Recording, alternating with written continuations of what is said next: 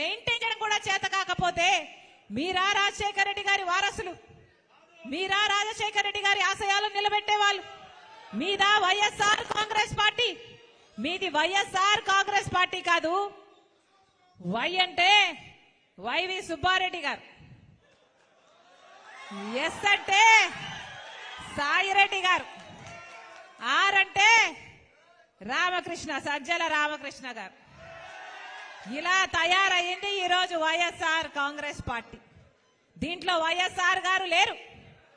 ఇది జగన్ రెడ్డి పార్టీ, ఇది నియంత పార్టీ, ఇది ప్రజలను పట్టించుకోని పార్టీ, ప్రజా సమస్యలను పట్టించుకోని పార్టీ, ప్రజల ప్రయోజనాలను తాకట్టు పెట్టి బీజేపీకి బానిస అయిన పార్టీ.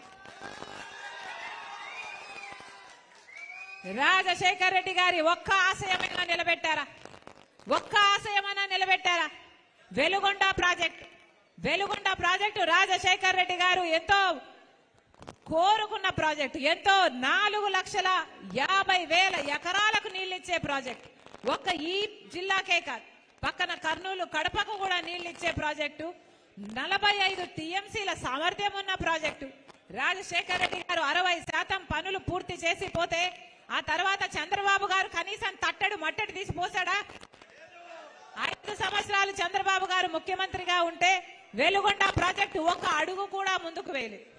ఆ తర్వాత జగనన్న గారు ముఖ్యమంత్రి అయ్యారు.